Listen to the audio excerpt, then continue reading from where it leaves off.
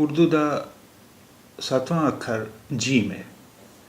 Gym gym इस अखर का नाम जीम है।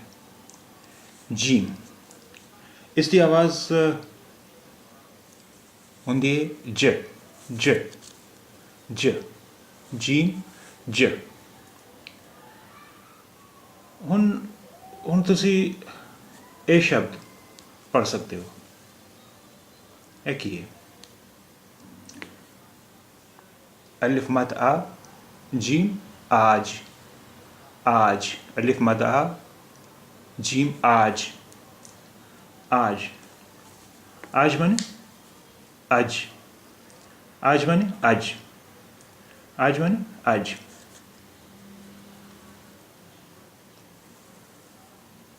हुण तुसी ये शब्द भी पढ़ सकते हो। कोशिश करो पढ़ने की। ते अलिफ्ता जीम ताज।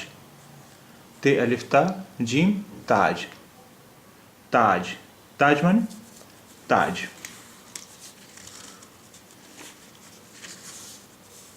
हुण एक ही है।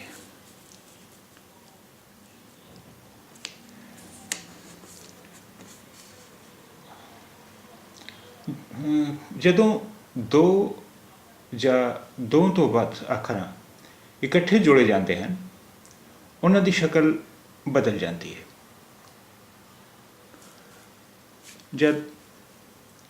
ਜਦੋਂ ਦੋ ਜਾਂ ਦੋ ਤੋਂ ਵੱਧ ਅੱਖਰਾਂ ਇਕੱਠੇ ਜੋੜੇ ਜਾਂਦੇ ਹਨ ਉਹਨਾਂ ਦੀ ਸ਼ਕਲ ਬਦਲ ਜਾਂਦੀ ਹੈ। ਇੱਥੇ ਇਸ ਸ਼ਬਦ ਵਿੱਚ ਦੋ ਅੱਖਰਾਂ ਨੇ ਜੀਮ ਬੇ। ਜਦੋਂ ਜੀਮ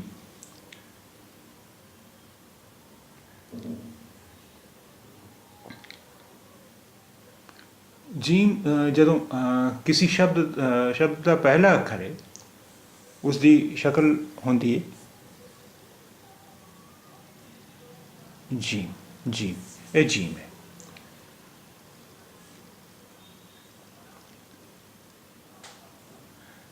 जे किसी शब्द का पहला अखर जीम है उत्थे जीम की शक्ल इस तरह होंगी है जीम। ये जीम है और जीम के विच बे जुड़िया गया है। जब जीम बे जब जीम बे जब। जीम ज़बर की आवाज़ होंगी है ज और बे जब। जीम ज़बर बे जब जब जब जब माने जदों जदों। जब माने जदों जदों। हुण तुसी ये शब्द पढ़ सकते हो। इस शब्द का पहला अखर है जीम। जीम ज़बर ज ते पे जब। जीम ज़बर पे जब जब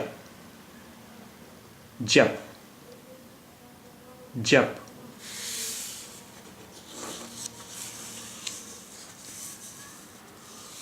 हुण तुसी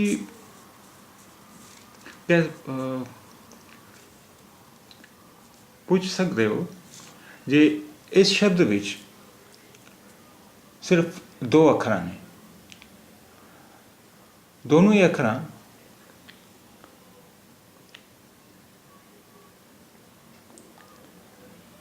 इकट्ठे नहीं जोड़े हुए ने।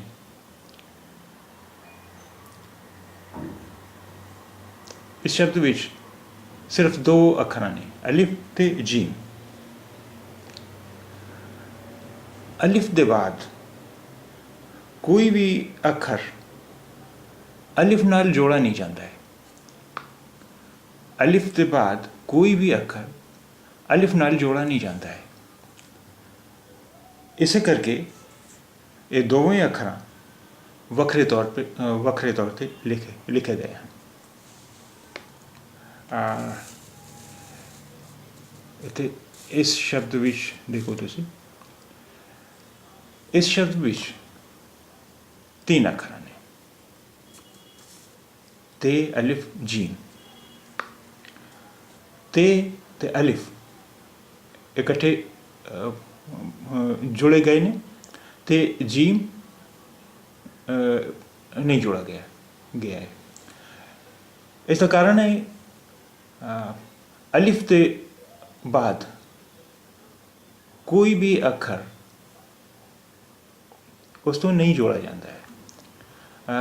ਇਸ ਕਰਕੇ ਜੀਮ ਵੱਖਰੇ ਤੌਰ 'ਤੇ ਲਿਖਾ ਗਿਆ ਹੈ, ਤੇ ਅਲਿਫ ਤਾ ਜੀਮ ਤਾਜ।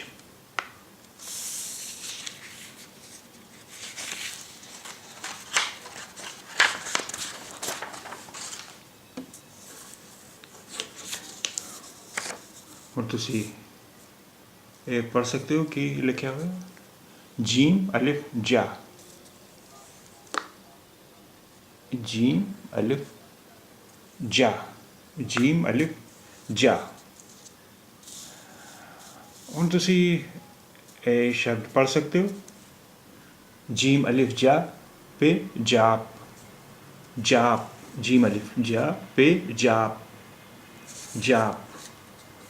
ਹੁਣ ਤੁਸੀਂ ਇਹ ਸ਼ਬਦ ਵੀ ਪੜ੍ਹ ਸਕਦੇ ਹੋ, ਜੀਮ ਜ਼ਬਰ ਜ टे जट, जट, जीम टे जट, जट। और ਇਹ ਸ਼ਬਦ ਵਿੱਚ ਦੇਖੋ, ਇੱਥੇ ਜੀਮ ਉੱਤੇ ਪੇਸ਼ ਹੈ। ਜਦ ਜੀਮ ਉੱਤੇ ਪੇਸ਼ ਹੈ, ਇਸ ਦੀ ਆਵਾਜ਼ ਹੋਗੀ ਜੂ, ਜੂ। ਜੀਮ ਪੇਸ਼ ਜੂ, ਜੂ टे जुट, जुट, जीम टे जुट।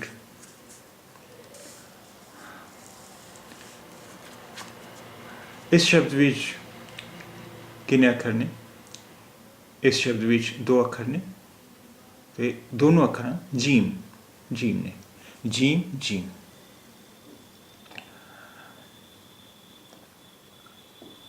जब किसी शब्द विच जीम ते पहला भी कोई अखर जोड़ा गया है, उथे जीम दी शक्ल होंदी है जी। पहला अखर इत्थे जोड़ा जाता है, बाद दा अखर इत्थे जोड़ा जाता है। वेखो जीम, जीम ते जीम, जज, जीम जबर जीम, जज, जज। जब किसी शब्द विच पहला अखर बे है, बे है, बे, ते बाद का अखर जीम है, उथे बे दी शक्ल होंदी है, ए बे, बे। और ए होया जीम, बे ज़बर जीम बज, बे ज़बर जीम बज, बज, बे ज़बर जीम बज।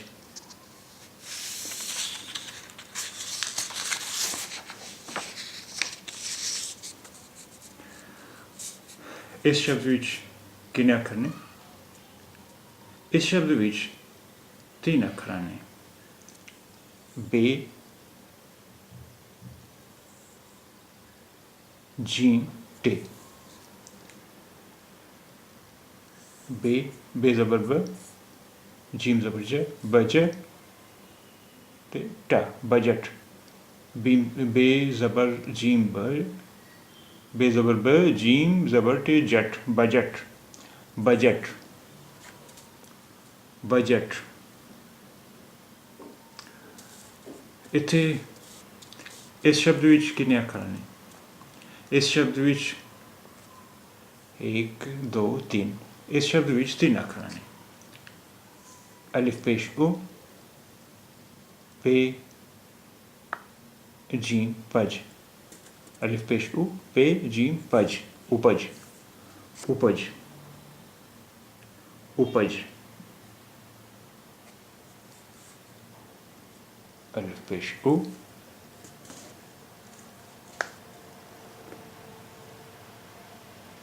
पे जीम पज, उपज, उपज, उपज।